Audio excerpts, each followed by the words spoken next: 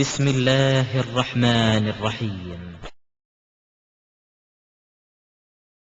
இந்த ஹதீஸை சரிகாணுவதற்கு சகோதரர் முஜிபுர் ரஹ்மான் அவர்கள் இரண்டு விஷயத்தை சொல்கிறார்கள். ஒன்று, இது சாலிமுக்கு மட்டும் உரியது என்ற வாதத்தை வைக்கிறார்கள். இந்த வாதம் பல அடிப்படையில் தவறானவையாக இருக்கிறது. ஏனென்றால் நபி ஸல்லல்லாஹு அலைஹி அவர்கள் ஒரு செய்தியை இந்த உம்மத்துக்கு சொல்றாங்கன்னா அது இவருக்கு மட்டும்தான் உரியது, அவருக்கு கிடையாது என்று சொல்ல இயலாது. அது எல்லோருக்கும் உரியதுதான், எல்லோரும் அதை செயல்படுத்த வேண்டும், அது எல்லோருக்குரிய சட்டம். ஆனால் விதிவிலக்காக நபி ஸல்லல்லாஹு அலைஹி அவர்கள் சில நபருக்கு சில நேரங்களில் விதிவிலக்கு தருவாங்க. நாம தர முடியாது, நாம காசும் சொல்ல முடியாது, குறிப்பானது சாலிம் மட்டும்தான் அது பொருந்தும் சொல்ல முடியாது. நபி சொல்லணும், முஜிபுர் ரஹ்மான் சொல்லக்கூடாது. உதாரணம் சொல்ல வேண்டும் என்றால் தெளிவாகவோ மறைமுகமாகவோ நபி அதை தெளிவுபடுத்தி இருக்கணும். ஒரு சட்டம் ஒருவருக்கு மட்டுமோ ஒரு குழுவுக்கு மட்டுமோ ஒரு நேரத்துக்கு மட்டுமோ குறிப்பானது என்றால் அதை யாரு தெளிவுபடுத்தணும்? நபி தெளிவுபடுத்தணும். ஒன்று நேரடியாக தெளிவுபடுத்தி இருக்க வேண்டும், இல்லை என்றால் மறைமுகமாக சூசகமாக அதை தெளிவுபடுத்தி இருக்கணும். நேரடியாக தெளிவுபடுத்துவதற்கு ஒரு உதாரணத்தை சொல்கின்றேன். குர்பானி கொடுக்கிறோம். குர்பானி கொடுக்கும் போது தொழுகைக்கு முன்னாடி ஆடு அறுக்கக்கூடாது, குர்பானி கொடுக்க கூடாது, தொழுதற்கு பின்னாடி தான் கொடுக்க வேண்டும். முன்னாடி யார் கொடுத்தாரோ அவருடைய அந்த குர்பானி இறைச்சி உணவுக்காக வேண்டி அறுக்கப்பட்ட இறைச்சி தான், அது குர்பானியுடைய சிறப்பு அடையாது என்று நபிகள் நாயகம் ஸல்லல்லாஹு அலைஹி வஸல்லம் சொல்றாங்க. ஆனா ஒரு நபி தோழர் இது தெரியாம முன்னாடி என்ன செய்யறாங்க? குர்பானி கொடுத்துறாங்க. நபிட்ட இதை சொல்லும் போது அவங்க ஒரு கருத்தை வைக்கிறாங்க, அல்லாஹ்வின் தூதரே, நான் தெரியாம முன்னாடியே கொடுத்துட்டேன், ஆனா என்கிட்ட 6 மாதம் பூர்த்தி அடைந்த ஒரு குட்டி இருக்கிறது, அதை நான் கொடுக்கட்டுமா அப்படின்னு கேட்கிறாரு. அப்ப நபி ஸல்லல்லாஹு அலைஹி வஸல்லம் சொல்றாங்க, குடு, வலன் தஜ்ஸிய அன் அஹதின் பஅதக், உனக்கு பிறகு யாருக்கும் இது அனுமதி கிடையாது. இந்த 6 மாத குட்டியை யாருக்கு மட்டும்தான்? உனக்கு மட்டும்தான். நீ அடுத்தவரை அப்படி கொடுத்துட்டு 6 மாத குட்டியை கொடுக்கலாமா என்று கேட்டால் அவருக்கு கிடையாது, உனக்கு மட்டும் உரியது அப்படின்னு நபி சொல்றாங்க. இப்ப நபி ஸல்லல்லாஹு அலைஹி அவர்கள் தெளிவாக சொல்லிவிட்ட காரணத்தினால் இந்த சட்டம் அவருக்கு மட்டும் உரியது என்று விளங்கிக் கொள்ள வேண்டும். ஏன்னா நபி தெளிவா சொல்லிட்டாங்க. சரி, இப்படி தெளிவா சொல்லக்கூடிய முறையும் இருக்கிறது. இன்னொன்று சூசகமாக சொல்வது. அதுக்கு உதாரணமாக பெருமானாருடைய காலத்தில் பள்ளிவாசலுக்கு ஒரு பெண்மணி வருகிறார்கள், பள்ளிவாசலை கூட்டுகிறார்கள், அந்த பெண்மணி இறந்து விடுகிறார்கள். பெருமானாருக்கு அந்த செய்தி வரல. அப்ப சஹாபாக்கிட்ட கேட்கிறாங்க, ஒரு பெண்மணி வந்துட்டு இருந்தாலே அந்த பெண்மணி எங்க அப்படின்னு கேட்கிறாங்க. இப்ப சஹாபாக்கள் சொல்றாங்க, அந்த பெண்மணி எப்ப இறந்துட்டா, அற்பமா நினைச்சு கூட்டுறவதான், இதெல்லாம் எதுக்கு பெருமாட்ட சொல்லணும் என்று நினைத்து அதை சொல்லாம விட்டுறாங்க. அப்ப நபி என்று நீங்க சொல்ல வேண்டாமா என்று சொல்லி சஹாபாக்களை கூப்பிட்டு எங்க போறாங்க? கபூருக்கு போய் தொலை வைக்கிறாங்க. தொலை வச்சுட்டு சொல்றாங்க, இன்ன ஹாதிஹில் குபூர மம்லூஅத்துன் துல்மத்தன் அலா அஹ்லிஹா, இந்த கபூர் வாசிகளுக்கு இந்த கபூர்கள் இருளால் நிரப்பப்பட்டிருந்தது. அல்லாஹ் தஆலா யுனவ்விருஹா லஹும் பிஸ்ஸலாத்தி அலைஹிம், இந்த கபூர் வாசிகளுக்கு ஒளியை கொடுத்தான். எப்படி கொடுத்தான்? பிஸ்ஸலாத்தி அலைஹிம், அவர்களுக்கு நான் தொழுத தொழுகையின் மூலம் கொடுத்தான் அப்படி நபி சொல்றாங்க. இப்ப இந்த ஹதீஸை வச்சுக்கிட்டு கபூர்ல போய் தொழுதா அவங்களுக்கு ஒளி கிடைக்கும், அதனால நான் போய் தொழுக போறேன் என்று சொல்ல இயலாது. ஏன்? நபி சூசகமா சொல்றாங்க, மறைமுகமாக அந்த வார்த்தையில சொல்லி காட்டுறாங்க. இல்ல உங்களுடைய தொழுகையினால ஒளியை கொடுப்பான்னு சொல்லல. எப்படி சொல்றாங்க? என்னுடைய சலாத்தி, ஏன் தொழுகையினால அல்லாஹ் ஒளியை கொடுத்தான், அப்ப நம்ம தொழுகையினால கிடைக்காது. சஹாபாக்களும் தொழுகிறாங்க. இப்ப நபி இப்படி சொல்லியிருப்பாங்க, நம்ம தொழுகையினால ஒளியை கொடுத்தான்னு சொல்லியிருப்பாங்க. அப்ப ஏன் தொழுகையினால என்று நபி சொன்னதுனால இது நபிக்கு மட்டும் உரியது என்பதை சொல்றோம். அது மாதிரி இறந்தவர்கள் கேட்க மாட்டார்கள் என்று ஒரு செய்தியை சொல்லும் போது இப்னு அவர்கள் ஆட்சேபனை செய்யறாங்க, அல்லாஹ்வின் தூதரே, எப்படி இறந்தவங்க நீங்க பேசுறீங்க, அவங்க தான் கேட்க மாட்டாங்களே அப்படி ஆட்சேபனை செய்யறாங்க. உமர்ல அவங்க அப்படி ஒரு கருத்தை சொல்லும் போது நபி அவங்க சொல்றாங்க, இன்னஹும் லா யஸ்மஊனல் ஆன், இப்போது அவங்க கேட்கிறாங்க அப்படிங்கிறாங்க. இதுவும் சூசகமா சொல்லப்படுது. எப்போதும் கேட்கிறாங்கன்னு சொல்லாம நபி எப்படி சொல்றாங்க? இப்போது கேட்கிறாங்க. அப்படின்னு என்ன அர்த்தம்? இப்போதுங்கிற வார்த்தை நபியே போட்டாங்க. அப்ப கேட்க, அது விதிவிலக்கல், அந்த நேரத்துக்கு மட்டும் கேட்கும். இப்படி நபி சூசகமாக சொல்லியிருக்கணும். இப்ப நான் கேட்கிறேன், சாலிமுடைய சம்பவம் சாலிம் மட்டும் உரியதுங்கிறீங்களே, எப்படி அதை சொன்னீங்க? நபி அதை நேரடியா சொன்னாங்களா? ஜிப்ரீல் இல்ல. நான் கேட்கிறேன், ஜிப்ரீல் முஜிபுர் ரஹ்மான் வீட்டுக்கு வந்தாரா? எப்போ வந்தாரு? வஹி வந்துச்சு அல்லாட்ட இருந்து, சாலிம் மட்டும் உரியது முஜிபுர் ரஹ்மானே, போ மக்கள்கிட்ட சொல்லு. அல்லாஹ் வஹி போட்டானா முஜிபுர் ரஹ்மானுக்கு? இல்ல நபிதான் வந்து சொன்னாரா? ஜிப்ரீல் வந்தாரா? எப்படி சொன்னீங்க? இத ஹதீஸ மேற்கோள் காட்டினீங்களா? எங்க போறாரு ஆதாரம்? பின்பாஸ். உடனே பின்பாஸ் வர்றாரு, இப்னு தைமியா வர்றாரு, அல்பானி வர்றாரு. இதான் ஆதாரம் உங்களுக்கு. ஹதீஸ காட்ட மாட்டீங்க. அப்ப ஹதீஸ காட்டல, இப்ப அடிப்படை புரிஞ்சா அவருக்கு அடிப்படை எங்க போகுது? சுய கருத்துல பூத்துறோங்கிறாரு. இப்ப யார் சுய கருத்தை பூத்துனா? சாலிம் பொதுவா உள்ள ஹதீஸ, பொதுவா உள்ள செய்திய சாலிம் மட்டும் உரியது யாரு சொன்னது? அடிச்சு சொன்னது யாரு? நாங்களாவது பேருதுங்கிற அடிப்படையில் அப்படி இருந்திருக்கலாம்ங்கிறோம். இதான் ஹதீஸ்க இமாம் விளக்கம் கொடுக்க இமாம்களுடைய வழிமுறை, சரியான வழிமுறை இதுதான். கூடுங்கிறது தான் சரியான வழிமுறை. இவர் என்ன பண்ணிட்டாரு? சாலிம் மட்டும் உரியது அடிச்சு சொல்லிட்டாங்க. அவங்களுக்கு அல்ல வகி அறிவிச்சுட்டான், அடிச்சு சொல்லியாச்சு. அப்ப யார் யூகத்தை பூத்துறா? யூகத்தை உறுதியா நீங்க பூத்துறீங்களே, சாலிம் மட்டும் உரியதுன்னு. எப்படி இந்த அனுமதி உங்களுக்கு யாரு கொடுத்தா? அல்லாஹ்வின் தூதர் கொடுத்தாங்களா? அல்லாஹ் கொடுத்தானே. அப்ப ஏன் இப்படி விளக்கம் கொடுக்குறீங்க? இது ஒரு தப்பு. இன்னும் சொல்ல போனா அந்த செய்தி அவருக்கு எதிராக இருக்கு. ஏன்னா உம்மு சலமாவுடைய செய்தியை வைப்பாங்க. சாலி மட்டும் குறிப்பான எப்படி சொன்னீங்கன்னு கேட்டா உம்மு சலமாவுடைய செய்தியை சொல்வாங்க. உம்மு சலமா தான் சொல்றாங்க, நபியுடைய மனைவிமார்கள் சொன்னாங்க, இதை நாங்கள் சாலிமுக்கு மட்டும் உரியது என்றுதான் கருதுகிறோம் அப்படின்னு மனைவிமார்கள் சொல்லியிருக்காங்கிறத ஆதாரமா வைப்பாங்க. ஆனா அது உங்களுக்கு எதிராக தான் இருக்கு. ஏன்? ஆயிஷா ரலியல்லாஹு அவர்கள் அந்த செய்தி எப்படி வருது? அந்த செய்தி சாலிமுக்கு மட்டும் உரியதுன்னு கருதல. அது எப்படி அவங்க நினைக்கிறாங்க? பொதுவா எல்லோருக்கும் உரியது என்று தான் சொல்றாங்க. அப்ப உங்க கருத்துப்படி பார்த்தா ஆயிஷா வழங்குனாங்கல்ல, ஏன் நீங்க வழங்குற மாதிரி வழங்கல? ஏன் வழங்கல? அப்ப ஆயிஷாவுக்கு தெரியல. நீங்க வந்து அறிவுல கூடுனவங்க, ஆயிஷா உங்களுக்கு அறிவு குறைஞ்சிருக்கு, அப்படித்தானே? மார்க் விஷயம் இல்ல, அவங்க தப்பு பண்ணிட்டாங்க சொல்ல வரீங்களா? உங்க கருத்துப்படி அந்த செய்தியில ஆயிஷா ரலியல்லாஹு அவர்கள் என்ன சொல்றாங்க? இந்த வசனம், இந்த ஹதீஸ் எல்லாருக்கும் உரியதுங்கிறத வலியுறுத்தி அவங்க பொது சட்டமாக்குறாங்க. ஹதீஸ்ல வருது, அபுதாவுதுல வருது, 1764வது செய்தியா. இந்த ஹதீஸை வைத்துக் கொண்டு ஆயிஷா அவங்க என்ன பண்றாங்க? தன்னுடைய சகோதரனுடைய பெண் குழந்தைகள், சகோதரனுடைய பெண் குழந்தைகளுக்கெல்லாம் யார் திரண்ட வர்றாங்களோ அவங்கள சகோதர சகோதரியுடைய பெண் குழந்தைகிட்ட அனுப்பி அவங்கள பால் குடிக்க வச்சு, பாருங்க எப்படி இந்த செய்தி ஏத்துக்க முடியுமா? ஆயிஷா அவங்க பண்ணாங்களா? சகோதர சகோதரிகளிடத்துல அனுப்பி அவங்கள பால் குடிக்க வச்சு தன்னிடத்தில் பேச வர வச்சாங்க. இந்த செய்தி வருது. ஆயிஷா எல்லோருக்கும் பண்ணாங்க. யாரெல்லாம் ஆயிஷா அவங்கள சந்திக்க வராங்களோ அவங்க எல்லாம் போய் பால் குடிக்க வச்சாங்க ஆயிஷா அவங்க. பொதுவா வருது. அப்ப இந்த செய்தி ஆதாரமா காட்டக்கூடிய நீங்க முழுமையை காட்டணுங்கிறீங்களே, ஏன் இந்த முழுமையை காட்டல? ஆயிஷா இப்படி பண்ணது ஏன் காட்டல? கண்ணுக்கு தெரியாம போயிருச்சா? ஹதீஸ் புத்தகத்துல இல்லையா? இது சிடியில தட்டி பார்க்க மாட்டீங்களா? ஆய்வு செய்ய மாட்டீங்களா? அப்ப இந்த செய்தியை மோசடி பண்ணிருக்காங்க. இன்னும் சொல்ல போனா நபிமார்களுடைய மனைவிகள் மறுக்கிறத இதை ஆதாரமா காட்டுறாங்க. அது கூட எப்படி வருது? யூகமாகத்தான் வருது. அதுல அவங்க சொல்றாங்க, மனைவிமார்கள் சொல்றாங்க, புல்நதி ஆயிஷா, மனைவிமார்கள் ஆயிஷா அவங்க சொன்னாங்க, வல்லாஹி மா நத்ரி லஅல்லாஹ கானத் ருக்ஸத்தன் மின் நபி ஸல்லல்லாஹு அலைஹி வஸல்லம் லி சாலிமின் தூன நாஸ். எங்களுக்கு தெரியல. எப்படி சொல்றாங்க மனைவிமார்கள்? எங்களுக்கு தெரியல, இது சாலிமுக்கு மட்டும் உரியதாகத்தான் நாங்கள் நினைக்கிறோம். லஅல்லாஹ இருக்கக்கூடும். யாரு சொன்னா? அப்படி கூடும் யாரு சொன்னா? மனைவிமார்கள் சொல்லியிருக்காங்க. இருக்கக்கூடும் யூகமா சொன்னது யாரு? மனைவிமார்கள் சொல்லியிருக்காங்க. சாலிம் மட்டும் குறிப்பாக இருக்கக்கூடும். லஅல்லாஹ.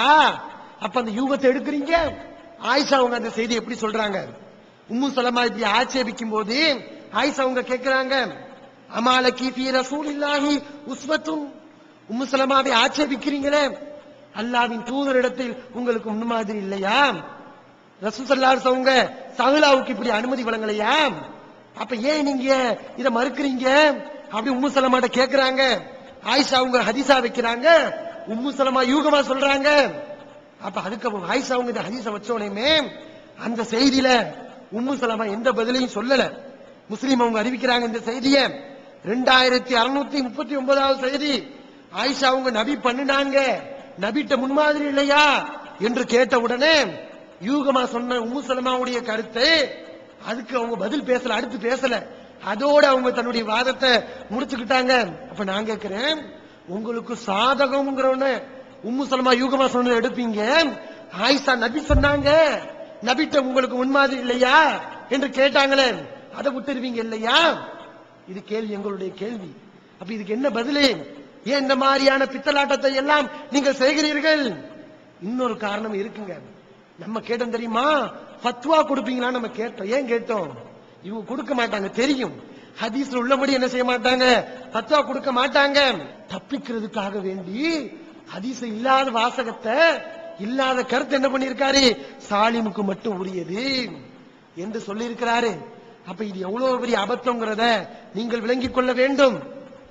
இது இந்த அடிப்படை என்ன செஞ்சிருச்சு, தகர்ந்து போயிருச்சு.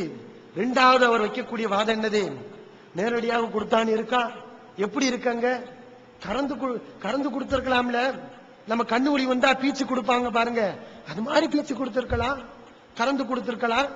லாம்லாம் கிடையாதுங்க. அவர் சொல்லும் போதே கறந்து கொடுத்திருக்காங்க அப்படின்னு உறுதிப்படவே என்ன செஞ்சிட்டாரு, சொல்லிட்டாரு. இந்த கருத்தை நாவி சொல்லியிருக்காரு. நவவி எப்படி சொன்னாரு, முஜிபுர் ரஹ்மான் சொல்ற மாதிரி உறுதிப்பட சொன்னாரா? நவவி சொல்லல. இயால் என்ற அறிஞர் சொல்வதை நவவி எடுத்து சொல்றாரு. அதுல எப்படி என்ன வாசகம் வருது, உறுதிப்பட சொல்லல. கால் இயால் சொல்றாரு, லா அல்லஹா ஹலபத்துஹு ثم شربه من غير ان يمس صديها ولا التقت بشراتهما. இயால் சொல்றாரு, சாலிம் அவங்களுக்கு சஹலா பாலை கறந்து கொடுத்திருக்க கூடும், அதை சாலிம் குடித்திருக்க கூடும், சாலிமுடைய வாய் அவங்களுடைய மார்பகத்தில் படாமல் இருந்திருக்க கூடும், ரெண்டு பேருடைய தோளும் உரசாமல் இருந்திருக்க கூடும், எல்லாம் கூடும் தான். ஆனா அவர் என்ன பண்ணிட்டாரு, அப்படி பிரிச்சு அவருக்கு ஆதாரம் உறுதிப்பட என்ன செஞ்சாச்சு, சொல்லியாச்சு. இப்ப நான் கேட்கிறேன், கறந்து கொடுத்தாங்க எங்க இருக்கு ஹதீஸ்ல? ஹதீஸ்ல எங்க வாப்பா இருக்கு? ஹதீஸ்ல ரசூல் அப்படி சொல்லியிருக்காங்களா? அப்ப உங்க இஷ்டத்துக்கு நீங்க விட்டு அடிப்பீங்க இல்லையா? யூகமா சொன்னா உங்களுக்கு உறுதியாயிரும். நாங்க ஒரு பேணுதலுக்காக அப்படி செஞ்சிருக்கலாம் சொன்னா ஊகத்தை பூத்துறாங்க, புகுத்துறதுக்குரிய அனைத்து வழியையும் செஞ்சிருக்காங்க என்று பேசுவீங்க இல்லையா? மக்கள் பார்க்கட்டும். நியாயமாக சிந்திக்கக்கூடிய மக்கள் கண்டிப்பாக முஜிபுர் ரஹ்மானுடைய பிடித்து இதை கேள்வி கேட்காம இருக்க மாட்டாங்க. ஏன் இப்படி நீங்க மறைச்சீங்க என்று உணராம இருக்க மாட்டாங்க. சரி, கறந்து கொடுத்தாங்கன்னு சொல்றாருல்ல, இது பார்ப்போம். இப்ப நான் கேட்கிறேன், கறந்து கொடுத்தாங்கன்னு சொல்றாரு. இப்ப கறந்து கொடுத்திருந்தா முஜிபுர் ரஹ்மான் சட்டம் சொல்லட்டும், கறந்து கொடுத்தா தாய் மகன் உறவு என்று ஏற்படும். ஒரு குழந்தை இருக்கு, ஒரு பெண்மணி என்ன செய்யறா, கறந்து கொடுக்கிறா, இப்ப தாய் மகன் உறவு என்ன செய்யும், ஏற்பட்டுரும். சொல்ல முடியுமா? அவரு கறந்து கொடுத்தா ஏற்படும் சொல்ல முடியுமா? முடியாது. அவரே சொல்ல மாட்டாரு, சொன்னா வச்சுக்குருவோம். அதுக்கப்புறம் ஹதீஸ், ஒரு ஹதீஸ் இருக்கு, நபி கறந்து கொடுத்தாலா தாய் மகன் உறவு ஏற்படாது என்பதை ஹதீஸ் சொல்லி இருக்காங்க. என்ன வாசகம் அதிலே வருது, லா துஹர்ரிமுல் மஸ்ஸத்து வலல் மஸ்ஸதானி. நபி இப்படி சொல்றாங்க, ஒரு தடவை உறிஞ்சு கொடுத்தாலோ 2 தடவை உறிஞ்சு கொடுத்தாலோ தாய் மகன் உறவு ஏற்படாது என்று நபி ஸல்லல்லாஹு அலைஹி வஸல்லம் சொல்றாங்க. இந்த செய்தி எங்க வருது? முஸ்லிமில் 2631 செய்தியா வருது. ஹதீஸ் என்ன வாசகம்? அல் மஸ்ஸத்து அபில் மஸ்ஸதானி, உறிஞ்சு கொடுக்கிறது தான் ரசூலுல்லாஹ் சொல்றாங்க. ஒரு தடவை உறிஞ்சு கொடுத்தாலோ குடித்தாலோ 2 தடவை உறிஞ்சு குடித்தாலோ தாய் மகன் உறவு ஏற்படாது. அப்ப உறிஞ்சு குடிப்பதை பற்றி தான் நபி பேசுறாங்க. கறந்து கொடுத்தாலும் என்ன செய்யாது, தாய் மகன் உறவு ஏற்படாது. அப்ப ஹதீஸுக்கு தப்பான அர்த்தம். இந்த ஹதீஸ் அவர் மறுக்கக்கூடிய நிலை ஏற்படுதா இல்லையா? அப்படிப்பட்ட ஒரு நிலை ஏற்படுது. திரும்பியில் நம்ம ஏற்கனவே சொல்லி காட்டினோமே, அந்த ஹதீஸ்ல என்ன வாசகம் வருது? மா ஃபதக்கல் அம்மா சதி, சதி என்ற வார்த்தையுமே வருது. சதினா என்ன அர்த்தம்? மார்பகம் என்ற அர்த்தம்.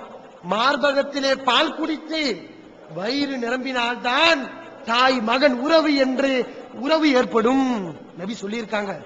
சதி என்ற வார்த்தையை நபி ஏன் சொன்னாங்க? முஜிபுர் ரஹ்மான் உங்களுக்கு தெரியாத ஒரு விஷயம் நபிக்கு தெரிஞ்சிருச்சு இல்லையா? நபி தேவையில்லாம சதி மார்பகம் என்ற வார்த்தையை போட்டாங்க இல்லையா?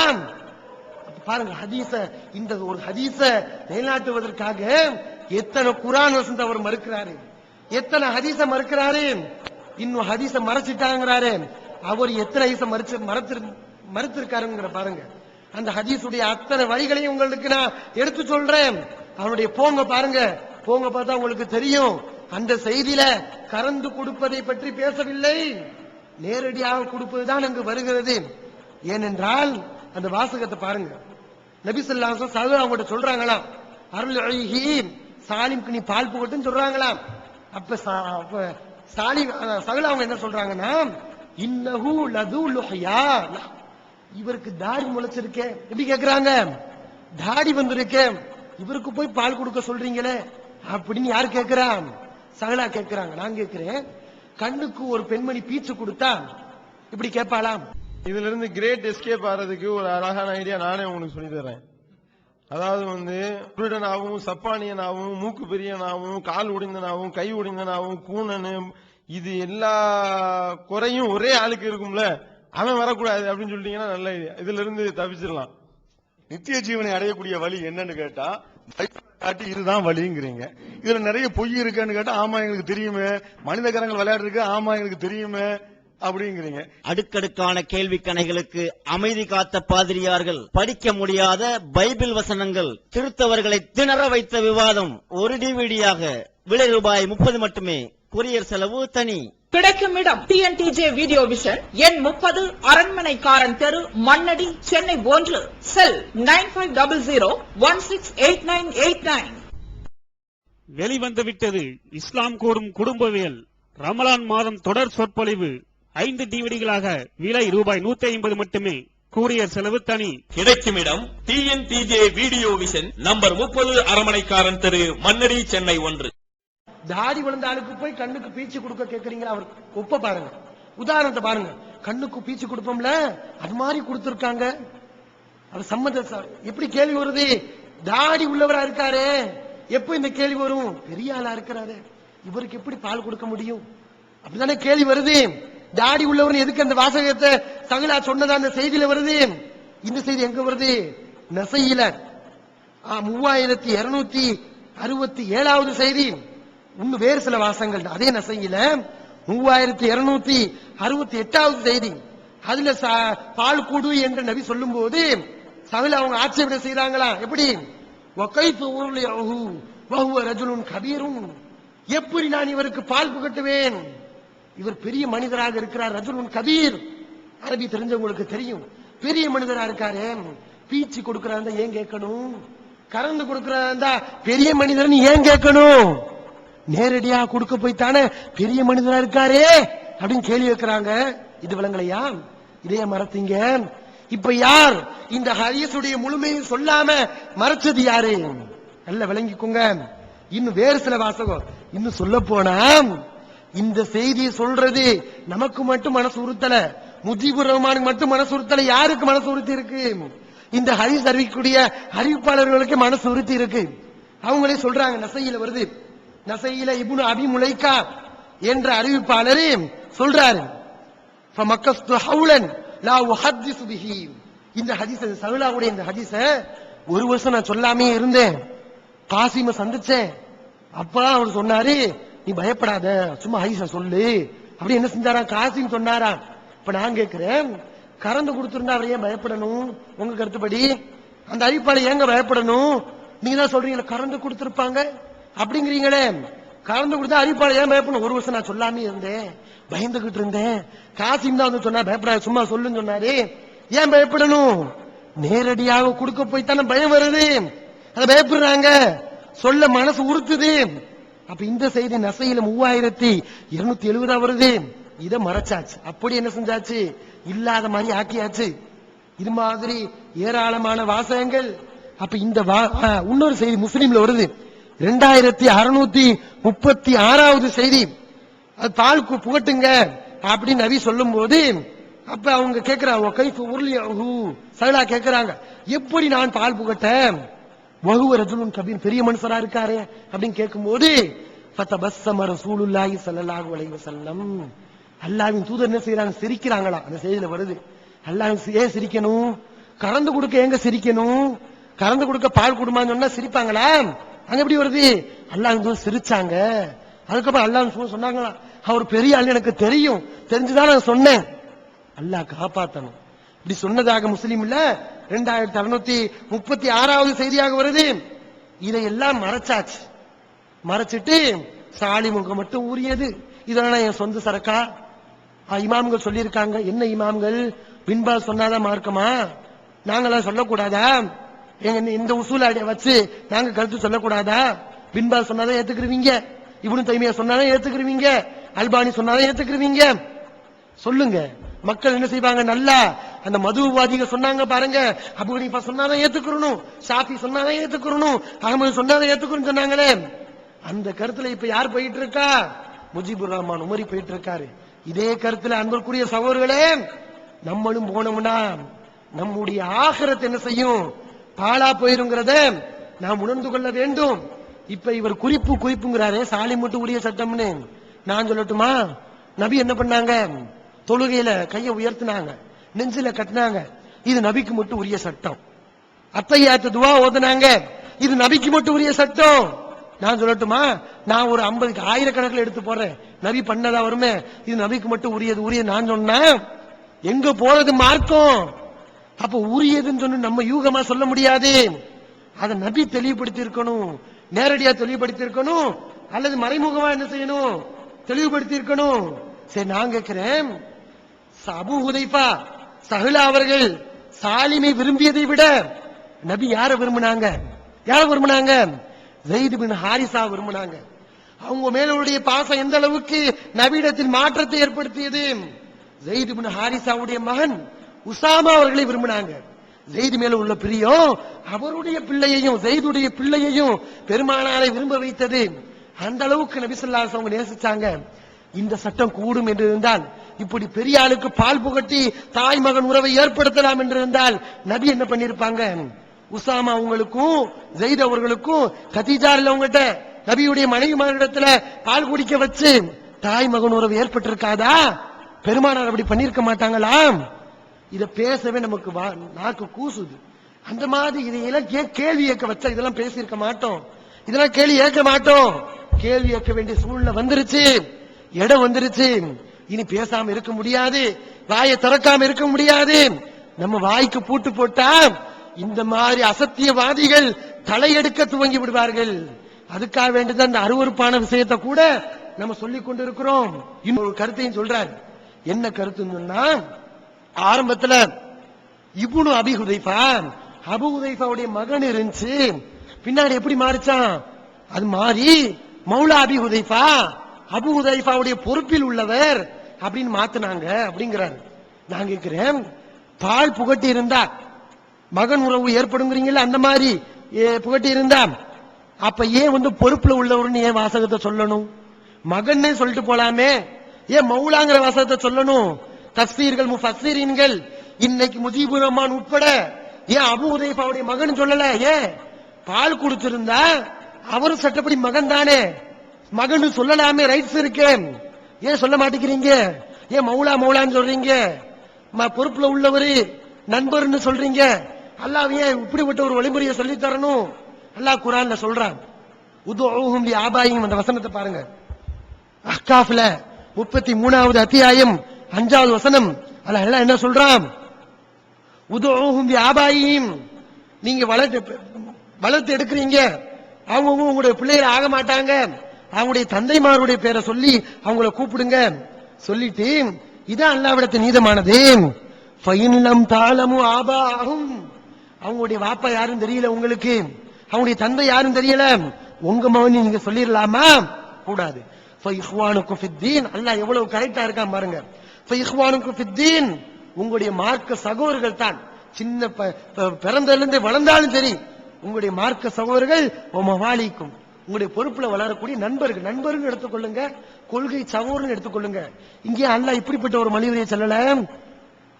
அதாவது நீங்க வளர்த்து எடுத்திருந்தால், அது ரொம்ப நெருக்கடியான சூழ்நிலை இருந்தால் அவங்களுக்கு பாலை புகட்டி நீங்க என்ன செய்யுங்க, உங்களுடைய மகன் ஆக்கி கொள்ளுங்க.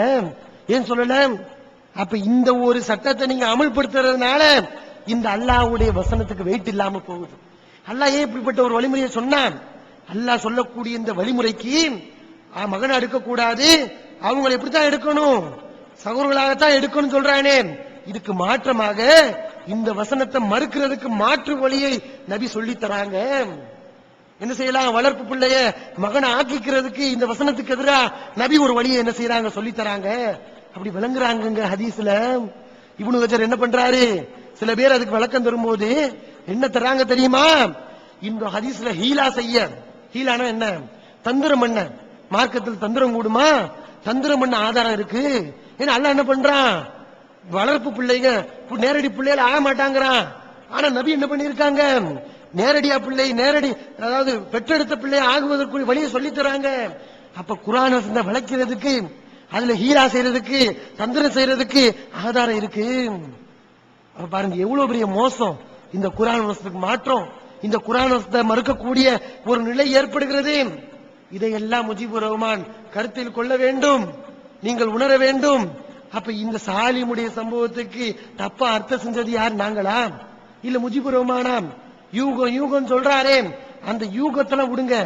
நம்மளாம் ஒரு பேணுதல் அடிப்படையில் தான் இருக்க கூடும் சொல்றோம். அதுதான் தஃப்சீர் செய்யக்கூடியவர்களுக்கு அழகு. தஃப்சீர்னா என்னன்னு நினைக்கிறீங்க? தஃப்சீர்னா என்ன? அல்லாஹ் எல்லா தஃப்சீர் முஃபஸ்ஸீரின்களுக்கும் அல்லாஹ்வை நேரடியா கருத்தை சொன்னானா? கிடையாது.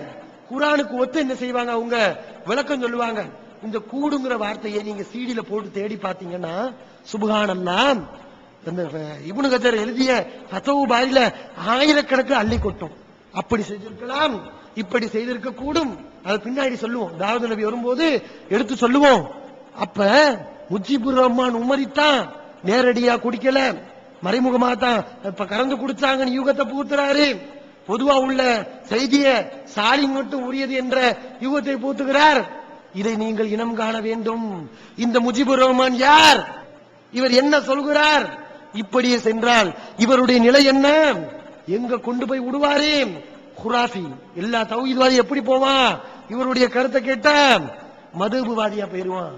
இமாம் சொன்னாலே ஏத்துக்கிறோம், நம்மள சிந்திக்க கூடாது, குர்ஆன் முரண்டு நமக்கு தெரியுதா, நீ சிந்திக்க கூடாது. ஆனா நீ சிந்திக்கிற, பின்பாஸ் சொல்லணும், அல்பானி சொல்லணும், இப்னு தைமியா சொல்லணும் என்ற வாதத்தை வைக்கிறாரு. இது இவ்வளவு பெரிய தவறு என்பதை நீங்கள் விளங்கிக் கொள்ள வேண்டும்.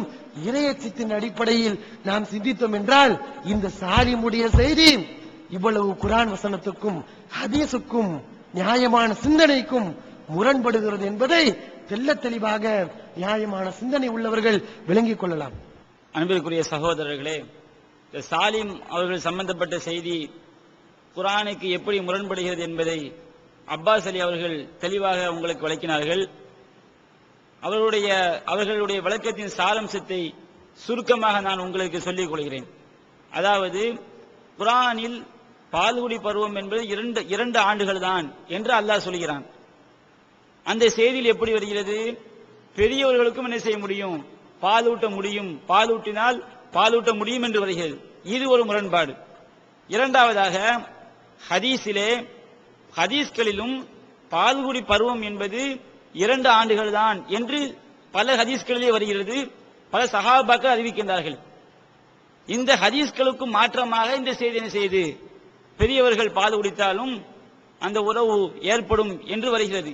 இது இரண்டாவது முரண்பாடு. மூன்றாவது ஹதீஸ்கள்ல ஆயிஷா அவர்கள் சொல்லக்கூடிய செய்தி, ரசூல் ஸல்லல்லாஹு அலைஹி வஸல்லம் வீட்டுக்குள்ள போறாங்க.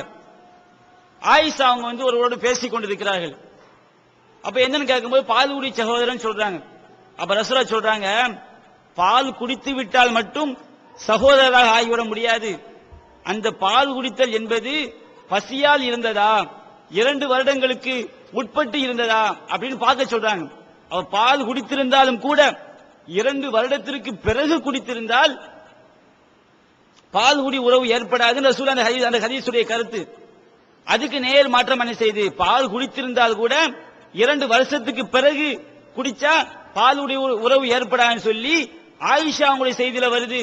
அதுக்கு நேர் மாற்றமா இந்த செய்தி இருக்குது. அப்ப குர்ஆனுக்கு மாற்றமா இருக்குது, சஹீஹான பல ஹதீஸ்களுக்கு மாற்றமாக இருக்குது. அதே போன்று முஜீபுர் ரஹ்மான் சொல்றாரு, பால் குடி இந்த ஹதீஸ் சஹலாவுடைய செய்தி கலந்து கொடுத்திருப்பாங்க அப்படின்னு சொல்றாரு. இது தவறு. பால் குடி உறவு என்பதே குழந்தை மார்பகத்திலே உறிஞ்சி குடிக்க வேண்டும், மார்பகத்திலே குடிக்க வேண்டும் என்று என்ன செய்யுது ஹதீஸ்ல வருது. அப்ப இந்த கலந்து குடித்தால், குழந்தைக்கு கலந்து கொடுத்தால் கூட தாய் மகன் உறவு ஏற்படாது. ஏன்னா ரசூலுல்லாஹ் மார்பகத்தில் உறிஞ்சி குடிக்கணும்னு சொல்றாங்க.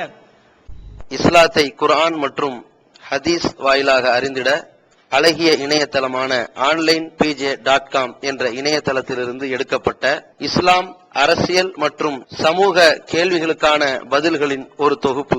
கொள்கை விளக்கம், தொழுகை, நோன்பு, ஜக்காத், ஹஜ், அரசியல் மற்றும் பொதுவான பதில்கள் உள்ளிட்ட சுமார் 300 கேள்விகளுக்கான பதில்கள் அடங்கிய இந்த புத்தகத்தின் விலை ரூபாய் 150 மட்டுமே. தமிழ்நாடு தௌஹீத் ஜமாத்தின் புதிய வெளியீடு, மாதம் ஒரு பிரசுரம், கட்டுரைகளின் தொகுப்பு, விலை ரூபாய் 120 மட்டும். கிடைக்கும் இடம் டிஎன்டிஜே வீடியோ விஷன், எண் 30, அரண்மனைக்காரன் தெரு, மண்ணடி, சென்னை 1. செல் 9500168989. இப்போது புத்தம் புது வடிவில் பல சிறப்பம்சங்களுடன் onlinepj.com மற்றும் tntj.net இணையதளங்கள். அப்ப முஜீபுர் ரஹ்மான் வைக்கக்கூடிய வாதம் என்ன செய்து தவறாக போகுது. அதே போல இந்த ஹதீஸை அறிவிக்கக்கூடிய அறிவிப்பாளர் ஹதீஸை ஒரு வருஷம் அறிவிக்காம இருக்கிறார். கலந்து கொடுக்கிறதா பயப்பட வேண்டிய அவசியம் இல்ல, அவர் பயந்திருக்காரு. அப்ப அந்த ஹதீஸுடைய பொருள் அதுவல்ல, நேரடியாக குடிப்பதை தான் காட்டுகிறது நமக்கு என்ன செய்து வழங்குது. அடுத்து உம்மு சலமா அவர்கள் மறுப்பு சொல்லும் போது, சாலிமுக்கு மட்டும் உரியன்னு சொல்லும் போது யூகமா சொல்றாங்க. ஆயிஷா ரசூலை சொன்னதா என்ன செய்றாங்க, அடிச்சு சொல்றாங்க. அப்ப கலந்து கொடுத்தால் என்பதற்கு, சாலிமுக்கு மட்டும் குறிப்பானது என்பதற்கு உம்மு சலமா யூகத்தை ஆதாரமா வைக்கிறாங்க. ஆனா ஆயிஷா நேர் மாற்றமா சொல்றாங்க. அடுத்து என்னன்னு சொன்னா, அந்த அல்லாஹு தஆலா வசனத்தை இறக்கி வைக்கிறான், உங்க வளர்ப்பு குழந்தைகள் உங்களுடைய மகனா ஆக முடியாது. இவர் முஜீபுர் ரஹ்மான் சொல்றாரு, சாலிமு மேல ரொம்ப பாசம், பிரிய முடியலங்கிறாரு. இஸ்லாத்துல அதெல்லாம் கிடையாதுங்க. அதாவது இப்போ அல்லாஹ் சொல்றான், 2 அக்கா தங்கச்சியும் சேர்த்து கல்யாணம் பண்ணக்கூடாதுன்னு அல்லாஹ் என்ன செய்யறான் சொல்றான். ஒரு சகோதரர் அப்படியே பண்ணிடுறாரு, 2 அக்கா தங்கச்சி என்ன செஞ்சாரு, உடன்பிறந்த சகோதரிகளை கல்யாணம் பண்ணி வாழ்க்கையை நடத்திடுறாரு. இந்த வளர்ப்பு குழந்தையுடைய பாசத்தை விட அந்த மனைவி கணவன் பாசம் இருக்கு பாருங்க, இது ரொம்ப அதிகமா இருக்கும். இப்ப இவங்களுக்கு விட்டு கொடுக்க முடியுமா? அல்லாஹ் சகோதரிகளை சேர்த்து கட்டக்கூடாதுன்னு சொல்லிட்டா, குர்ஆன் சட்டம் வந்து விட்டால் பிரிந்துதான் ஆக வேண்டும். அங்க பாசம் இல்லைன்னு செய்யக்கூடாது, பேசக்கூடாது. ரசூல் அப்படி பிரிச்சுதான் வச்சாங்க. ஒரே நேரத்தில் 4க்கு மேல கல்யாணம் பண்ணக்கூடாது ஹதீஸ்ல இருக்கு. எத்தனையோ சஹாபாக்கள் இஸ்லாத்தை தழுவும் போது பல மனைவிமார்களை கல்யாணம் பண்ணியிருந்தாங்க, ரொம்ப பாசமா இருந்தாங்க, குழந்தையெல்லாம் பெற்றிருந்தாங்க. அப்ப அவங்களுக்கு சலுகை காட்டினாங்க, ரொம்ப பாசம் கூடி போச்சு, இவங்களுக்கு மட்டும் சலுகை இஸ்லாம் விட்டுதா? இஸ்லாம் அப்படிலாம் விடாது. எவ்வளவு பாசமாக இருந்தாலும் குர்ஆனுடைய சட்டம் இறங்கி விட்டது என்றால் அது பிரிஞ்சுதான் ஆகணும். இதுதான் மார்க்கத்தில் நடைமுறை.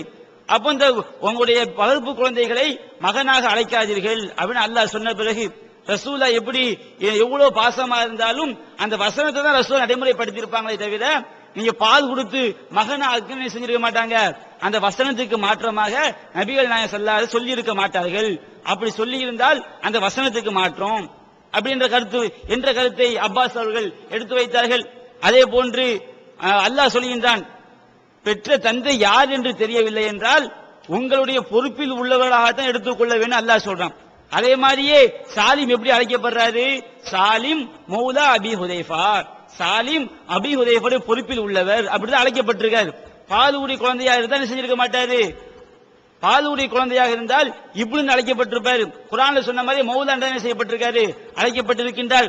இப்படி பல்வேறு முரண்பாடுகள் இருக்கின்ற காரணத்தினால் இந்த ஹதீஸை குர்ஆனுக்கும் சஹீஹான ஹதீஸ்களுக்கும் நடைமுறைக்கும் அதே மாதிரி இந்த மௌலூவான ஹதீஸுக்கு இட்டுக்கட்டப்பட்ட ஹதீஸுக்கு இமாம்கள் என்னென்ன விளக்கம் சொன்னாங்களோ எல்லா விளக்கமே பொருந்தது. அந்த வார்த்தையை பார்க்கும்போது மற்ற ரகமான வார்த்தையா இருக்கு, நடைமுறைக்கு ஒத்துவல்ல. அதே போன்று குர்ஆனுக்கு மாற்றமா இருக்குது, சரியான சஹீஹான ஹதீஸ்களுக்கு மாற்றமா இருக்கிறது. மௌலூவான ஹதீஸ்கள் இட்டுக்கட்டப்பட்ட செய்திகளுக்கு என்னென்ன விமர்சனங்களை இமாம்கள் சொன்னதாக நாங்கள் சொல்லி காட்டினோமோ அது எல்லாமே இதுக்கு என்ன செய்து சாலிமுடைய செய்திக்கு பொருந்துகிறது. இதன் காரணத்தினால்தான் இதை நாம் பலகீனம் ஏற்றுக்கொள்ளக் கூடாது என்ற கருத்தை நாம் எடுத்து வைக்கின்றோம். நாம் என்னென்ன வாதங்களை வைத்தோமோ இது அனைத்துக்கும் என்ன செய்யணும், தெளிவான பதிலை எடுத்து வைக்க வேண்டும். ஆகவே நாம் குர்ஆனுக்கு முரண்படக்கூடிய ஹதீஸ்கள் என்று பல ஹதீஸ்களை பல விஷயங்களை நாம் சொன்னோம். 2ற்கு மட்டும் முஜீபுர் ரஹ்மான் விளக்கம் அளித்திருக்கின்றார். அந்த விளக்கங்களும் தவறானவை என்பதை இங்கே நாம் தெளிவாக விளக்கிவிட்டோம். அடுத்ததாக நாம் என்ன செய்வோம், அடுத்த செய்திக்கு நாம் போவோம். ஆலிமுடைய சம்பவத்தை பற்றி நாம் சொல்லும் போது ஒரு கேள்வியையும் கேட்டோம், ஃபத்வா கொடுப்பீங்களான்னு கேட்டோம். இத அவர் கேலி பண்ணி எப்படி கேட்கிறாருன்னு சொன்னா, ஃபத்வா கொடுப்பீங்களா கேள்வி கேட்கிறது. 1400 வருஷத்துக்கு முன்னாடியே இமாம்கள் ஃபத்வா கொடுத்திருக்காங்க, ஃபத்வா கொடுப்பீங்களா அப்படின்னு கேள்வி கேட்கிற. யாரு ஃபத்வா கொடுக்கல அப்படின்னு சொல்றாரு. ஃபத்வா கொடுக்கிறது முக்கியம் கிடையாது, எப்படி கொடுக்கணும், ஹதீஸ்ல உள்ள மாதிரி கொடுக்கணும். ஹதீஸ்ல உள்ள மாதிரி நீங்க ஃபத்வா கொடுத்தீங்களா? யாராவது? யாரும் கொடுக்கல. சொல்ல போனா இப்னு ஹஸம் இருக்காரு பாருங்க, அவர் தான் இந்த ஹதீஸை சரி காண்றாரு. அவரை பத்தி தரக்குறைவா என்னது முஜிபுர் ரஹ்மான் பேசுறாரு. ஏன்னா அவர் தான் எந்த கருத்தை சொல்றாருன்னா, நேரடியாக பால் குடிக்கிறது தான் இது சாலி மட்டும் உரியது கிடையாது, எல்லோருக்கும் உரியது என்ற கருத்தை இப்னு ஹஸம் சொல்றாரு. அப்ப நாம எதை வாதமா வைக்கிறோமோ அந்த கருத்து இப்னு ஹஸம் சொல்றாரு. அத சொல்றதுனால இவருக்கு எதிராக இப்னு ஹஸம் பேசிட்டதுனால இப்னு ஹஸம் என்னாச்சு, இப்னு ஹஸம் மோசமான ஆளு. இப்னு ஹஸம் யார் ஆளு? பிஜே ஆளு சொல்லியாச்சு. அடுத்து இப்னு ஹஸம் என்னது அவதூறிய நம்ம வைக்கக்கூடிய வாதத்தை அவர் வச்சுட்டாரு. அதனால இப்னு ஹஸம் பொதுவா அவருடைய கருத்தை யாருமே ஏத்துக்கிற மாட்டாங்க, பெரும்பாலான அறிஞர்கள் அவர் மறுப்பாங்க. பிஜே மட்டும் தான் என்ன செய்வார், அவரது எங்க பார்த்தாலும் தூக்கிட்டு இருப்பாரு அப்படின்னு சொல்லிட்டு பிஜே பேசிய கிளிப் எடுத்து போடுறாரு. அதுல பிஜே என்ன சொன்னாரு, இப்னு ஹஸம் ஒரு நல்ல அறிஞர்னு சொல்ற, அவ்வளவுதான். என்னமோ இது எந்த இமாமும் சொல்லாத மாதிரி பிஜே மட்டும் இப்னு ஹஸம் புகழ்ற மாதிரி. இப்னு ஹஸம் நல்ல அறிஞர் தான், அவருடைய கருத்துக்கள் நல்ல கருத்துக்கள். ஆனா ஒரு அடிப்படை தவறு என்னன்னு சொன்னா, வெளிப்படையா இருந்தா ஏத்துக்கிறேன், மறைமுகமாக இருந்தா ஏத்துக்கிற மாட்டேன் என்று சொல்வாரு. ஆனா சில உசூல்களை சொல்லும் போது, சில விளக்கங்களை தரும்போது அதே பல இமாம்கள் என்ன செய்வாங்கன்னா மேற்கோள் காட்டுவாங்க. இந்த முஜிபுர் ரஹ்மான் என்ன பண்றாரு, இப்னு ஹஸம் முஜிபுர் ரஹ்மானுக்கு எதிராக சொல்லிட்டனால இப்னு ஹஸம் அப்படியே கீழே இறக்குறது. இவர் யாருமே ஏத்துக்கிற மாட்டாங்க. யார் ஏத்துக்கிறல? ஸஹபி இமாம் இப்னு ஹஸம் பத்தி என்ன சொன்னாங்க?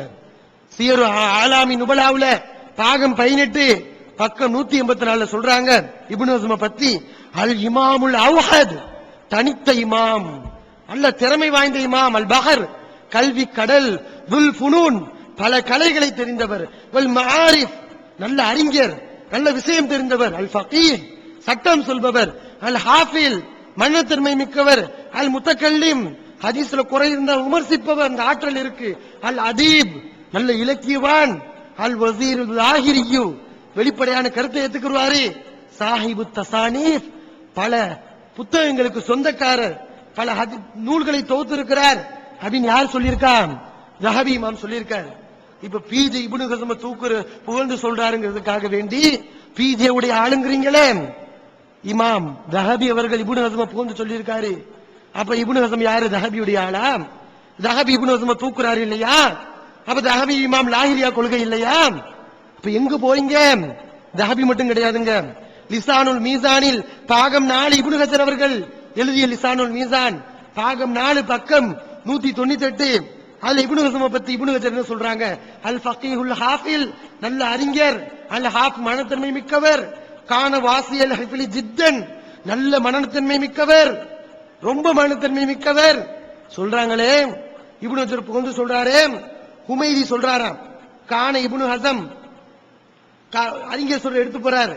இப்னு ஹஸம் அவர்கள் அந்த ஊரிலேயே, உந்துலுஸ் என்ற ஊரிலேயே இஸ்லாமிய கல்வியை ஒரு சேர பெற்றவர், வஷ்பஹும் மாரிஃபதன், அவர்கள் அதிகமா தெரிஞ்சவர், இத்தோட அவருக்கு இல்முல் பயான், அந்த விளக்கம் கொடுக்கிறதுல ஒரு பெரிய அறிவு இருந்திருக்கு, நல்ல இலக்கியத்திலையும் ஒரு அறிவு இருந்திருக்கிறது, வரலாறுலையும் அவர் நல்ல தெரியும், இப்படிலாம் சொல்லியிருக்க. ஹுமைதி சொல்றத எடுத்து போறாரு. அப்ப இவங்க எல்லாம் இப்னு ஹஸமுடைய ஆள் இல்லையா? இப்னு ஹஸம் ஏத்தி சொல்றாங்க, பிஜேவோட இவங்க சேர்ந்துட்டாங்க இல்லையா, வழிகட்டவங்க. அப்ப இவருக்கு எதிராக இப்னு ஹஸம் சொல்றனால இப்னு ஹஸம் மண்டையில தட்டுறது, இப்னு ஹஸம் கீழே இறக்குறது. எவ்வளவு பெரிய பாதையில போயிட்டு இருக்காரு பாருங்க. ஒரு நல்ல அறிஞர, சுன்னா உட்காரண்டி பாடுபட்ட அறிஞர அப்படி இழிவா பேசுறாரு. அப்ப இனி அடுத்து தாவூத் நபியுடைய சம்பவத்துக்கு வருவோம். இந்த தாவூத் நபியுடைய சம்பவத்தை ஒரு பெரிய ஒரு என்னமோ இட்டு கட்டின மாதிரி, தாவூத் நபி மேல அவதூறு சொன்ன மாதிரி முஜிபுர் ரஹ்மான் உமரி அவர் பேசிக் கொண்டிருக்கிறார். இப்ப இது மூணாவது விஷயம். இதே தாவூத் அலைஹிஸ்ஸலாம் அடுத்தவங்களுடைய நிலத்தை அங்கீகரிப்பு கூடும் சொல்லிட்டு ஒரு நபி மேல அவதூறு சொல்லி சந்தேகத்தை கிளப்பக்கூடிய வாசல் இதுல இருக்குது. இப்பவும் இருக்குது. நீங்க நெட்ல போய் பாத்தீங்கன்னா புதிய எடிஷனை இறக்கிருக்கிறாங்க அவங்களுடைய பிஜி ஆன்லைன்ல. அதை நீங்க பாத்தீங்கன்னா இப்பவும் அதே விஷயம் நெட்ல இருக்கிறத நீங்க பாக்கலாம். அந்த சம்பவத்தில் என்ன வருது, குர்ஆன்ல என்ன சொல்றான்? தாவூத் நபி இருக்கிறாங்க, 2 பேர் வர்றாங்க வழக்கு கேட்டு. அதுல ஒரு ஆள் முறையிடுகிறார். இந்த என்னுடைய சகோதரர் இருக்கிறாரு, கூட்டு சேர்ந்திருக்கோம் 2 பேரு, அவர்கிட்ட 99 ஆடு இருக்கு, என்கிட்ட ஒரு ஆடு இருக்கு, இந்த ஒரு ஆட்டை அவர் கேட்கிறாரு அப்படி முறையிடுகிறார். இதை கேட்டவுடன் தாவூத் நபி என்ன பண்றாங்க, உன்னுடைய ஆட்டை உன்கிட்ட உள்ள ஒரு ஆட்டை அவர் கேட்டனால அவர் உனக்கு அநீதம் பண்ணிட்டாரு அப்படின்னு தீர்ப்பு வழங்குறாரு. இப்ப அல்லாஹ் அந்த தாவூத் நபி அவர்கள் அந்த சம்பவத்தின் மூலம் தான் செய்த ஒரு தவறை உணர்ந்து கொண்டதாக அல்லாஹ் சொல்கிறான். அப்ப இதுக்கு நம்ம விளக்கம் தரும்போது பிஜே அவங்க என்ன சொல்றாங்கன்னா, இந்த வசனத்துக்கு விரிவுரையாளர்கள் விரிவுரை என்ற பெயரிலே பல தவறுகளை உளறி இருக்கிறார்கள். அது என்ன தவறு பாருங்க, தஃப்சீர்ங்கிற பேர்ல எவ்வளவு மோசமான தவறுகள். நான் கேட்கிறேன், முஜிபுர் ரஹ்மான் உமரி அவர்களுக்கு உண்மையிலே ஹதீஸ பாதுகாக்கணும், குர்ஆன் ஹதீஸ பாதுகாக்கணும், குர்ஆனுக்கு சரியான விளக்கத்தை கொடுக்கணும் என்பது அவருடைய சிந்தனையாக இருந்திருந்தால் அவர் என்ன பண்ணிருக்கணும்? பிஜே விமர்சிச்சாரு, சரி, யாரெல்லாம் பிஜே விட மோசமா சொல்லியிருக்காங்களே, ஆமீர் பக்கீரி சொல்றத எடுத்து போடுறாரு பாருங்க. பிஜேக்கு யாரெல்லாம் சொன்னாங்களோ எல்லாத்தையும் கொண்டு வர்றது, ஒரே குட்டையில உள்ள மட்டைகள் மாதிரி எல்லாத்தையும் கொண்டு வந்து நிப்பாட்டுறது. யாரு உட்பட, குராஃபி உட்பட, அந்த ஜமாலி பேசியிருப்பார் பாருங்க, அதை கொண்டு வந்து நிப்பாட்டுற. ஏன் பிஜே மேல அவ்வளவு குரோதம்? சீர்க்கு செய்யக்கூடியவன் பிஜேக்கு எதிராக பேசினாலும் கொண்டு வந்து நான் நிப்பாட்டுவேன், அதை செஞ்சு காட்டுவேன். அதை சீடில் யார் பண்ணிருக்கா? முஜிபுர் ரஹ்மான் பண்ணிருக்காரு. உண்மையில நீங்க விமர்சனம் செய்யக்கூடியவரா இருந்தா என்ன பண்ணிருக்கணும்? எல்லாத்தையும் விமர்சனம் செய்யணும். தஃப்சீர்ங்கிற பேர்ல என்ன பண்ணிருக்காங்க? அதுக்காக நான் என்ன சொல்ல வரல, அவங்க தப்பு பண்ண மாதிரி நான் தப்பு பண்ணுவோம் அப்படின்னு சொல்ல வரல. எங்களை விமர்சிக்க கூடிய நீங்க அதையே விமர்சிக்கல, அதையும் கண்டுக்கோனாம விட்டு போனீங்க. அரபி படிச்சா வழிகட்டில போயிருவான்ல, அரபி நாட்டுல தானே இருக்கிறீங்க. நான் சொல்றாரு, இவங்களுடைய புத்தகத்தில் இது இடம்பெற்று இருந்தா காலங்காலமா என்ன செய்யும் இருந்துரும். பின்னாடி வரக்கூடியவங்க பாருங்க, குர்ஆன் ஹதீஸை பின்பற்றக்கூடியவங்க தான் இது ஆதாரமா காட்டி இருக்காங்க, அவங்க தான் இப்படி விளக்கம் கொடுத்திருக்காங்க, ஹதீஸை மறுத்திருக்காங்க. அதனால உங்க ஆளே ஹதீஸை மறுக்கலாம்னு சொல்லியிருக்காங்க, அப்படி ஆதாரம் காட்டக்கூடும். அதனால விளக்கம் தரீங்களே, தொடர்ந்து தப்பு இருந்துகிட்டே இருக்கு. அதை இருக்கிற ஒண்ணுமே சொல்லலன்னா இந்த தரிசமா இருந்துகிட்டே இருக்கு, இது இருந்துகிட்டே இருக்கு. எப்போ யாராச்சும் ஒரு ஆள் பின்னாடி வந்து எடுத்து திறந்து பார்த்துட்டு அந்த தப்புல ஹதீஸை நிராகரிக்கிறதுக்கு இதுல ஆதாரம் இல்லை. யார் எழுதுனா? குர்ஆன் சுன்னாவும் சொல்றவங்க தான் இதை எழுதியிருக்காங்க. அப்ப குர்ஆன் சுன்னாவை போதிக்கக்கூடிய மக்களை ஹதீஸை இந்த மாதிரி நிராகரிக்கணும் எழுதியிருக்கிறாங்க.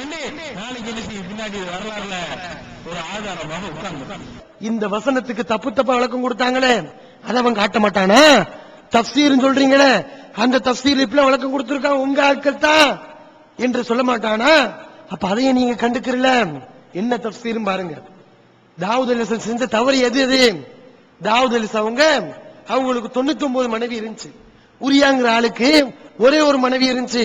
தாவூத் நபி என்ன பண்ணாங்களா, அந்த ஒரு மனைவியை அடைய நினைச்சாங்க. அதுக்கு என்ன பண்ணாங்க, உரியாவை போர்க்களத்துக்கு அனுப்பி அவர் சாகணுங்கிறதுக்காக வேண்டி எந்த அணில அனுப்புனா அவர் சாகுவாரோ, ஹமலத்து தாபூத்துன்னு வருது, பொட்டியை சுமக்கக்கூடிய அணின்னு, அந்த அணில அனுப்பி அவர் மூத்தா போயிட்டா யார நம்ம திருமணம் முடிச்சுக்கலாம், உரியாவுடைய மனைவியை திருமணம் முடிச்சுக்கலாம் இப்படி சொல்லி எழுதியிருக்காங்க. அதான் அல்லாஹ் கண்டிச்சான், உனக்கு 99 மனைவி இருக்குல்ல, உரியாவுக்கு பாவம் ஒரு மனைவி தான் இருக்கு, அந்த ஒரு மனைவி நீ அடைய ஆசைப்படலாமா தாவூதே? அப்படி அல்லாஹ் என்ன செஞ்சானா கண்டிச்சான். தாவூது நபி ஒரு பெண்ணு நிர்வாணமாக குளிக்கும் போது அதை அவர் பார்த்து கொண்டிருந்தார், சைட் அடித்தார். எந்த அளவுக்கு? ஹத்தா ஷபிய மின்ஹா எழுதி வச்சிருக்காங்க. வயிறு நிரம்ப ஆசை அடங்குற அளவுக்கு என்ன செஞ்சாங்க தாவூது நபி அந்த பெண்ணை பார்த்தாங்க, எழுதி வச்சு. ஏன் உங்க கண்ணுக்கு படல? மத்ததெல்லாம் பாத்தீங்களே, இதையும் பார்க்கல? திருமதி அது இது எங்க போறீங்களே, தேவையில்லாத விஷயத்தை கொண்டு வரீங்களே, இது ஈமானுக்கு வேட்டு வைக்கிற விஷயம் இல்லையா?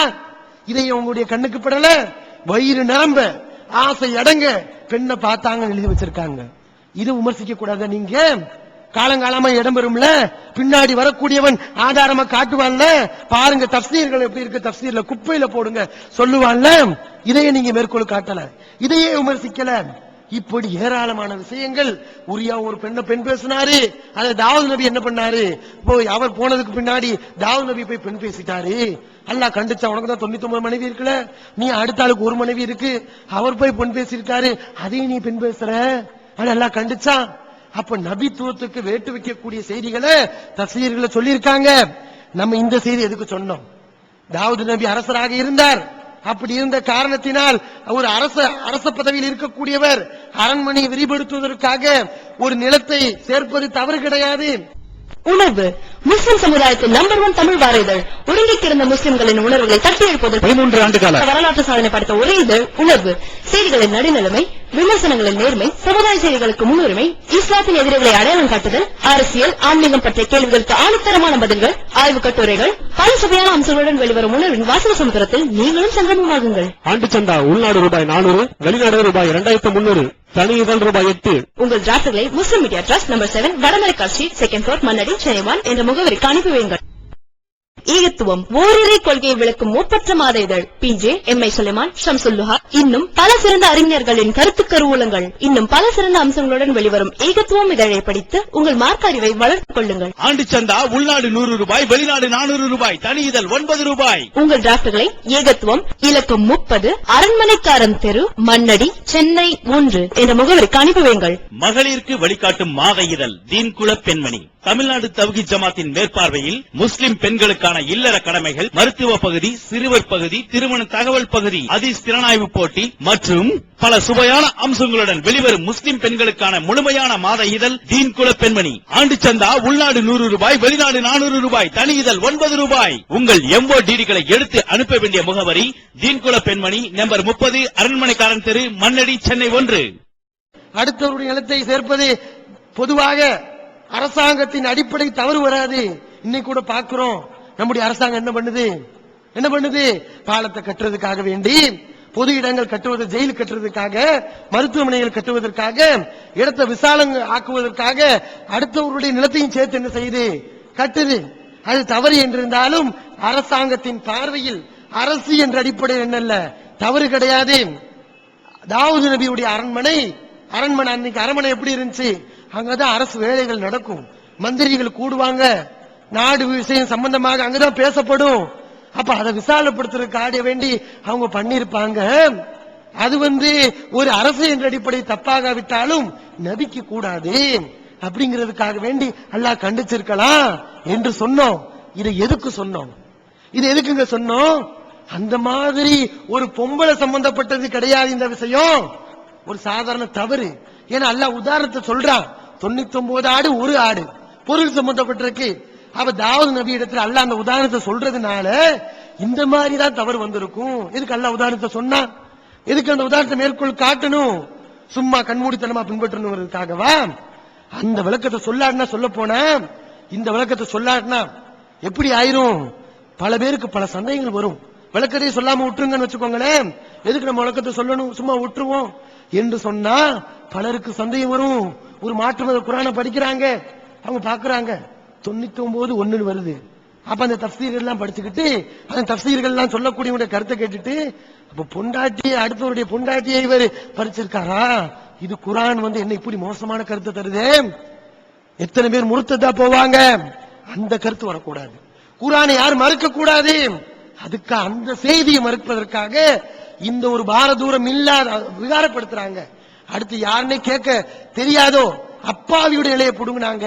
ஒரு அரசுங்க, கவர்மெண்ட் செய்யறது என்ன செய்யாது, பெரிய தப்பாக எடுக்கப்படாது. அப்ப இதை நீங்க விளங்கிக்கணும். இன்னும் அந்த தாவூது நபிக்கு அப்படிப்பட்ட விளக்கத்தை சொல்லும் போது கூட நம்ம எப்படி சொன்னோம், இப்படிப்பட்ட தவறு தாவூது நபி இடத்தில் ஏற்பட்டு இருக்க கூடும். இது போன்ற தவறு இதுதான் கிடையாது, இது போன்ற தவறுதான், இதுதான் அடிச்சு சொல்ல இயலாது. அப்படித்தான் சொன்னோம். இது எல்லாமே இருக்கலாம், இதுதான் நாங்க வாதிடல. முஜீபுர் ரஹ்மான் வாதிட்ட மாதிரி கறந்து கொடுத்தாங்க, சாலி மட்டும் உரியது நாங்க வாதிடல. இது இருக்கலாம், இது இல்லாம இருக்கலாம் என்றுதான் நம்ம சொல்லியிருக்கோம். அதெல்லாம் விட்டுட்டு கூடும் கூடும் சொல்லியிருக்காங்க. நான் எடுத்து போடுறேன். இப்னு கஸீர் என்னெல்லாம் பண்ணிருக்காரு, அவர் கூடும் எத்தனை சொல்லியிருக்காரு, இமாம்கள் கூடும் சொல்லி எத்தனை சொல்லியிருக்காங்க, அதெல்லாம் எடுத்து போறேன் பாருங்க. தஃப்சீர் சொன்னாலேங்க அது என்னது, குர்ஆனுக்கு ஒத்த முறையில் என்ன செய்யறது, விளக்கம் கொடுக்கிறது தான். அல்லாஹ் ரசூல் சொல்லி இருக்க மாட்டாங்க, ஒத்து என்ன செய்யறது, விளக்கம். அடிப்படை குர்ஆன் தான், அடிப்படை ஹதீஸ் தான். ஆனா அது ஒரு மூடலா இருக்கும் போது அதுக்கு விளக்கமா என்ன செய்வாங்க, அறிஞர்கள் விளக்கம் கொடுப்பாங்க. இப்படி கொடுத்திருக்காங்க. சொல்ல போனா சுலைமானுடைய செய்தி அவங்க சொன்னாங்கல்ல, வல்கைனா அலா குர்சி ஜஸதாம், ஆமா சுலைமானுடைய குர்சியில சடலத்தை போட்டோம்னு அவங்க விளக்கம் கொடுக்கறாங்க பாருங்க. அர்த்தம் அதுக்கு முதல் விளக்கம் தப்பா விளக்கம் கொடுத்தது யாரு, முஜீபுர் ரஹ்மானுடைய அர்த்தம் அல்லாத வேறொரு அர்த்தத்தை கொடுத்தது யாரு, அக்ஸரு அஹ்லி தஃப்சீர். அதிக வாசம் வருது, அதிகமான விளக்கம், அதிகமான தஃப்சீர் வாசிகள், விளக்க உரையாளர்கள் எப்படி விளக்கம் கொடுக்கறாங்க, எப்படி விளக்கம் கொடுக்கறாங்க. சுலைமா குர்சியில போட்டோம் சொன்னா குழந்தைய போடல, எப்படி எப்படி எதை போட்டாங்க, ஷைத்தான போட்டோம், ஷைத்தான தான் சடலமா போட்டோம். அப்படியே முரண்படுது பாருங்க. இவர் சொல்ல இவர் குழந்தைங்கிறாரு, ஆனா அதிகமான தஃப்சீர் செய்யக்கூடிய எப்படி விளக்கம் கொடுக்கறாங்க, ஷைத்தான போட்டோங்கிறாங்க. அதான் அதிகமான தஃப்சீர் செய்யக்கூடிய விளக்கமா. அப்ப இதை நீங்க விமர்சனம் பண்ணணும்ல, நியாயமானவங்களா இருந்தா இதே நீங்க கண்டுக்கிறல. அப்ப யூகமா சொல்லி இருக்காங்க. நம்ம யூகமா சொல்வது சுலைமான் நபியுடைய அந்தஸ்தை குறைப்பதற்காக அல்ல, அந்தஸ்தை கூட்டுவதற்காக. அவங்க பொம்பளை பின்னாடி போகல, சாதாரண மனிதர் என்ற அடிப்படையில் வரக்கூடிய தவறு அவங்ககிட்ட வந்திருக்கு என்பதை சொல்வதற்காகத்தான் இந்த யூகத்துக்கு வர. இப்னு ஹஜர் அவர்கள் தன்னுடைய ஃபதவுல் பாரியில் ஒரு செய்திக்கு விளக்கம் கொடுக்கறாங்க. அதாவது ஹிலர் நபி என்ன செய்யறாங்க, ஒரு பையனை கொல்றாங்களா இல்லையா, மூசா அலைஹிஸ்ஸலாமும் ஹிலர் நபியும் போகும்போது பையனை என்ன செய்யறாரு, திடீர் ஹிலர் நபி ஹிலர் அடிச்சு கொல்றார். இதுக்கு இப்னு ஹஜர் விளக்கம் தரும்போது வம்மா கத்லுல் குலாம் ஃபதவுல் பாரியில் இருக்கிறது, புகாரிக்கு விரிவுரை இருக்கு, அதுல இருக்கு. ஹிலர் அவர்கள் பையனை கொன்றது எப்படி எடுத்துக்கிற வேண்டும் என்றால், ஃபல்லஹு கான ஃபீ தில்க ஷரியா, அது ஹிலருடைய வழிமுறையில், ஹிலருடைய மார்க்கத்தில், அந்த வழிமுறையில் அது இருந்திருக்க கூடும். அது ஹலாலா இருக்கலாம், பையனை கொல்றது என்ன செய்யலாம், அந்த வழிமுறையில் இருந்திருக்கலாம். ஹிலர் அப்படி பண்ணிருப்பாங்க, அது இருக்க கூடும். அந்த கூடுங்கிற வாசத்தை யார் சொன்னா, இப்னு ஹஜர் பண்ணார். அதனால இப்னு ஹஜர் இந்த புத்தகத்தில் ஃபதவுல் பாரியில் அவர் ஹதீஸை மறுப்பதற்குரிய வழியை பண்ணியிருக்காரு, உங்களை பூத்தி இருக்காரு, அத்தனை வேலையும் பண்ணிருக்காரு. ஃபதவுல் பாரியை தூக்கு அவதூறு சொல்லிட்டாரு, யுகத்தை பூத்தி இருக்காரு. ஃபதவுல் பாரி என்ன செய்வோம், உலகத்தை விட்டு எடுத்து எரிச்சிருவோம், கபூர்ல போட்டு என்ன செய்வோம், புதைச்சிருவோம். விளக்கெல்லாம் வேண்டாம், ஃபதவுல் பாரி எல்லாம் வேண்டாம் சொல்வீங்களா? இது ஒண்ணு கிடையாது. எத்தனை நான் காட்டேன், ஆயிரக்கணக்கில் இருக்கு. லாலன் போட்டு அடிங்க சிடியில கூடும் கூடும்னு எச்சக்கணக்கில் எடுத்து காட்டும். அவ்வளவு அவங்க யூகமா சொல்லியிருக்காங்க. யூகம் எப்படி குர்ஆனுக்கு ஒத்த முறையில கொடுக்கணும். தஃப்சீர்னாலே அதுதான். முஜாஹித் கிரி இமாம்னு சொல்லுவாங்க, முஜாஹித் இமாம. அவர் ஒரு ஆயத்துக்கு விளக்கம் கொடுக்கிறாரு, வஸ்தஈனு பிஸ்ஸப்ரி வஸ்ஸலா, தொழுகையை கொண்டும் பொறுமையை கொண்டு உதவி தேடுங்கன்னு. அதுக்கு அவர் விளக்கம் கொடுக்கிறாரு, அஸ்ஸபுரு ஃபில் ஆயத்தி ஸௌமு, இந்த ஆயத்தில் உள்ள சபூர் என்பது சௌமு நோன்பு தான். அவர் கூடும்லாம் சொல்லல, உறுதியாவே சொல்லிட்டாரு. பொறுமையை கொண்டு உதவி தேடுங்கன்னு சொல்றானே அல்ல, பொறுமையை கொண்டு நோன்பை கொண்டு நோன்பு வைங்கிறான். யாரு சொன்ன அவருக்கு, முஜாஹிதுக்கு ரசூலுல்லாஹ் சொன்னாங்களா, இல்ல நபி அல்லாஹ் சொன்னானா? யாருமே சொல்லல. அப்ப நோன்பு தான் இருக்கும். ஏன்னா நோன்புங்கிறது என்னது, அது ஒரு சபூர் தான். ஒத்த முறையில் விளக்கம் கொடுக்கறாங்க. அப்ப இது யூகமா இல்லையா, இது விமர்சிக்கணும்ல. தஃப்சீர பூரா குப்பையில போடணும். முஜீபுர் ரஹ்மான் வைத்திருக்கக்கூடிய இந்த வாதத்தை வச்சா தஃப்சீர்லாம் எங்க போகும், எல்லாம் குப்பையில தான். அப்ப இதை நீங்க விளங்கிக்கிறணும். இன்னும் யூகம் யூகம் யூகத்தை பூத்துறோங்கிறீங்களே. ஒரு சஹாபி இப்னு உமர் என்ற நபித்தோழர், அவர் என்ன செஞ்சிருக்காங்க, ஹதீஸ ஏத்துக்கிறாம தன்னுடைய சுய கருத்தை அவங்க சொல்லி இருக்காங்க. இது என்னமோ நம்ம சொல்லும் போது என்ன செய்யும், பாரதூரமா தெரியும். உண்மையை சொல்றதுனால அப்படி மக்களுக்கு தெரியும். பாருங்க நபித்தோழர் அப்படி சொல்றாங்க, ஏன்னா நம்ம உண்மையை சொல்றோம். சஹாபா பொது பொத்தாம சொல்லிட்டு போயிடலாம், சஹாபாக்கள் அப்படிலாம் செய்ய மாட்டாங்கன்னு. உண்மையில நியாயத்தின் அடிப்படையில் சிந்திக்கணும், பொத்தாம் பொதுவா சொல்லக்கூடாது. ஆதாரத்தை அடிப்படையில் என்ன செய்யணும், சிந்திக்கணும். இப்னு உமருடைய செய்தி புகாரில 346வது செய்தி. அபு மூசா அவங்களும் அப்துல்லா பின் உமர் அவங்களும் 2 பேரும் இருக்கிறாங்க. அப்ப அபு மூசா இப்னு உமர்கிட்ட கேட்கிறாங்க, அதாவது இந்த தயமம் சம்பந்தமாக. அம்மார் அவங்களுக்கு நபி என்ன செஞ்சாங்க, அனுமதி தந்தாங்க. நீங்க வந்து தயமம் வந்து லேசா அப்படி அடிச்சுக்கிட்டாலே போதும், ஏன் மண்ணில் போய் புரண்டீங்க அப்படின்னு நபி அனுமதி தந்தாங்களே, அதை நீங்க என்ன பண்ண போறீங்க? நீங்க தயமம் கூடாதுன்னு சொல்றீங்களே அப்படின்னு சொல்லும் போது இப்னு உமர் என்ன பண்றாங்க? உமர் தான் அதை ஏத்துக்கலையே, அம்மார் சொன்னது உமர் ஏத்துக்கலையே அப்படின்னு சொல்லி அதை மறுக்கிறாங்க. அடுத்து அபு மூசா உடல குர்ஆன் வசனத்தை மேற்கோள் காட்டுறாரு. சரி, உமர் ஏத்துக்கல அம்மாருடைய செய்திய ரசூல்லா சொன்னாங்கன்னு சொல்லியும் உமர் அவங்க ஏத்துக்கல. ஆனா வசனம் ஒண்ணு இருக்கு, அல்லாஹ் என்ன சொல்றான்? நீங்க தண்ணீரை பெற்றுக்கொள்ளாவிட்டால் நீங்க தயமம் செய்யுங்க அப்படின்னு எல்லாம் சொல்றானே, அந்த வசனத்தை நீ என்ன செய்வீங்க அப்படின்னு யார் கேட்கிறா? அபு மூசா இப்னு உமர்ட்ட கேட்கிறாங்க.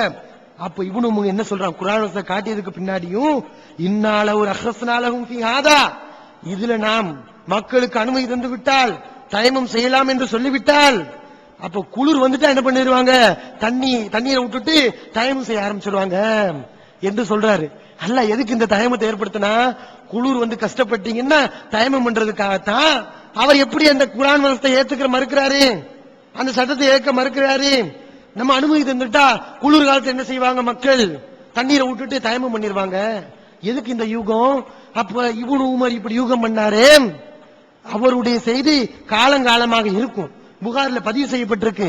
இப்ப நான் கேட்கிறேன், நீங்க நியாயமா சிந்திக்கக்கூடியவங்களா இருந்தா எங்களுக்கு எதிராக சீடி போடக்கூடிய நீங்க பிஜே உடைய கிளிப்பை எடுத்து போட்டு அவரை பொய்யர்னு காட்டுவே சொல்றீங்களே, அல்லாஹ் விடமாட்டான். கண்டிப்பா என்ன செய்வான்? யாரு பொய்யருங்கிறத காட்டத்தான் போறான். இப்னு உமருக்கு எதிராக எப்ப நீங்க சீடி போட போறீங்க? இப்னு உமர் யூகமா பேசினாரு, எப்ப சீடி வரப்போகுது? நியாயமான சிந்தனை உள்ளவரா இருந்தா நீங்க போடணும். குர்ஆன் வசனத்தையும் காட்டி இருக்காங்க, ஹதீஸையும் மறுத்திருக்காங்க, ஆனா என்ன செய்யல? ஏத்துக்கறல.